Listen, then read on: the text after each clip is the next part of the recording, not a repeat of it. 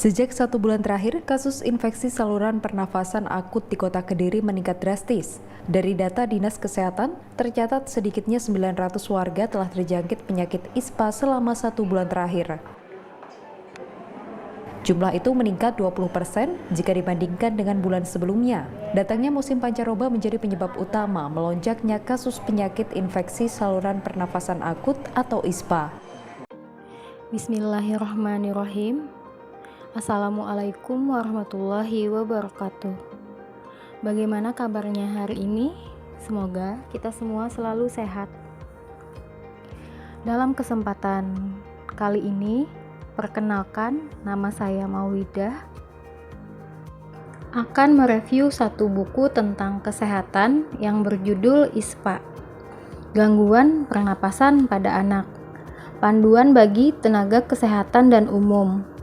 Buku ini ditulis oleh R. Hartono dan Dwi Rahmawati H. Diterbitkan oleh Nuha Medika. ISPA. Apa sih ISPA itu? ISPA adalah infeksi saluran pernapasan atas.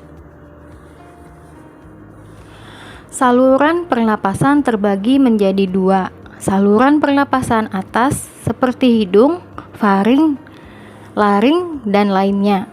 Sistem pernapasan bawah seperti bronkus, bronkiolus, dan alveolus.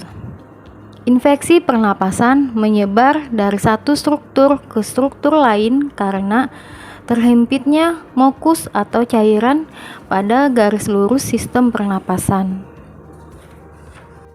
Buku ini tersusun atas dua bagian, yaitu bagian 1, aspek umum infeksi pernapasan, etiologi atau penyebab, manifestasi klinis atau tanda dan gejala. Bagian 1. A. Aspek umum infeksi pernapasan. Infeksi pada sistem pernapasan dideskripsikan sesuai dengan areanya. B. Etiologi atau penyebab dari ISPA. 1. Agen infeksi berasal dari virus dan bakteri. 2. Umur. Seiring bertambahnya usia, dari bayi sampai dengan umur 5 tahun, kasus ISPA akan menyerang berulang-ulang hingga meningkatkan kekebalan pada sistem tubuh. Pada usia anak-anak, rasa sakit akan lebih ringan, namun pada balita menyebabkan rasa sakit yang hebat dan akan berdampak pada pertumbuhan. Yang ketiga, ukuran. Diameter saluran pernapasan pada anak terlalu kecil, sehingga menjadi sasaran radang selaput lendir, peningkatan produksi sekresi. Yang keempat, daya tahan tubuh. Kekurangan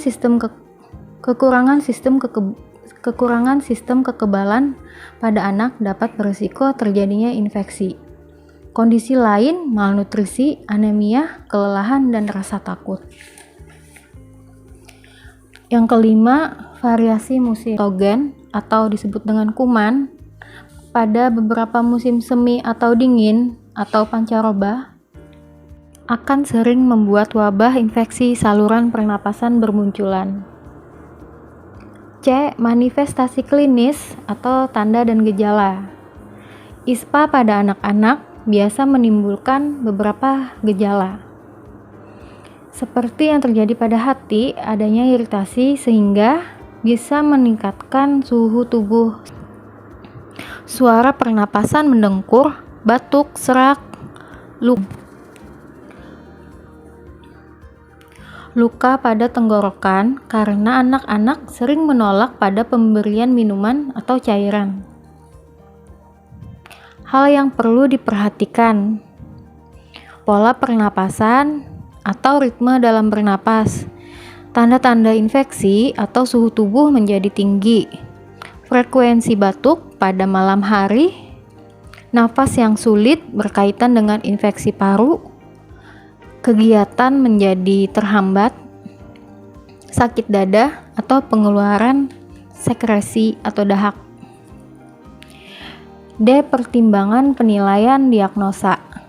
Penilaian diagnosa sistem infeksi pernapasan ditegakkan melalui tanda dan gejalanya. Perencanaan untuk anak-anak dalam penanganan itu bertujuan untuk agar anak menunjukkan pernapasan normal, suhu tubuh yang normal,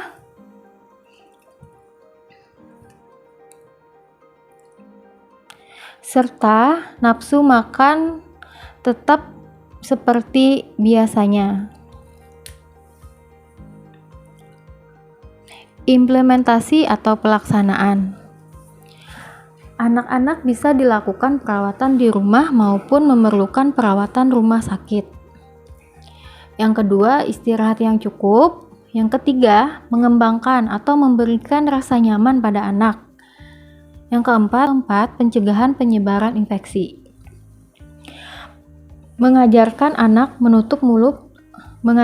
pada anak menutup mulut dan hidung ketika batuk atau bersin dengan tisu atau lengannya, tidak berbagi cangkir saat minum,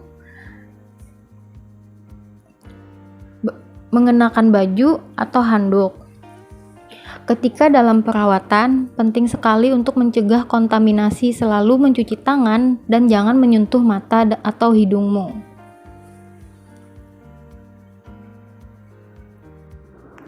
Orang tua dianjurkan untuk menjaga pengaruh anak yang keluar dari rumah atau pergi ke sekolah untuk mencegah tersebarnya infeksi. Maka disarankan anak yang sedang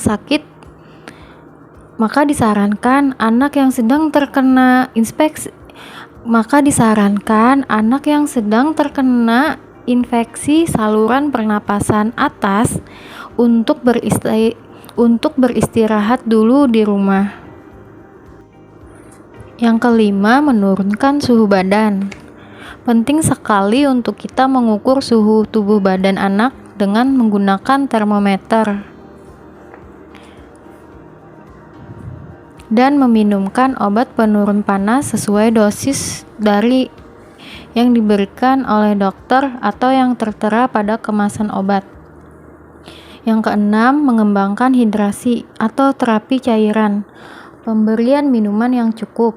Bujuklah anak dengan lemah lembut ketika anak sangat kurang dalam cairan atau minumannya. Yang ketujuh, pemenuhan nutrisi. Nutrisi yang bagus dan tercukupi akan mempercepat proses penyembuhan ISPA pada anak. Yang kedelapan, dukungan keluarga dan pola asuh. Keluarga mendukung, mensugesti anak dalam pemberian obat agar anak merasa nyaman. Pemberian obat harus sesuai dengan dosis dan waktu atau jarak pemberian obat tersebut. Evaluasi. Kita akan melihat bagaimana usaha anak dalam bernapas. Apakah anak mengalami kesusahan dalam bernapas? Apakah anak memerlukan bantuan oksigen dalam bernapas? Selanjutnya, kita akan mengevaluasi pertumbuhan anak saat sebelum anak sakit dan sesudah anak sakit. Selanjutnya, kita akan mengevaluasi bagaimana aktivitas anak saat anak sebelum sakit dan sesudah sakit. Pengamatan pada anggota keluarga juga sangat penting. Apakah ada anggota keluarga yang sedang mengalami ISPA? Nah, pada bagian kedua buku ini dijelaskan mengenai infeksi saluran pernapasan atas seperti akut viral nasofaringitis, akut streptokokal faringitis, radang amandel, infeksi mononukleosis, influenza, otitis media, otitis eksterna, sindrom sesak nafas, epiglotitis akut, laring akut, spasmodik laringitis akut, dan bakterial tracheitis. Nah, pada bagian kedua buku ini dilengkapi dengan pengertian dari penyakit, penyebab, tanda dan gejala, dan perjalanan penyakit atau patofisiologi. Juga disebutkan pemeriksaan apa saja yang disarankan untuk menegakkan diagnosa dan apa saja perawatan yang bisa kita lakukan saat anak-anak mengalami ISPA. Buku ini sangat membantu saat kita ingin mencari tahu bagaimana kita mengenali beberapa tanda dan gejala penyakit tentang infeksi saluran pernapasan atas pada anak. Demikian review buku yang berjudul tentang ISPA, gangguan pernapasan pada anak, panduan bagi tenaga kesehatan dan umum yang bisa saya sampaikan. Semoga bisa bermanfaat untuk kita semua. Saya ucapkan terima kasih atas perhatiannya. Wassalamualaikum warahmatullahi wabarakatuh.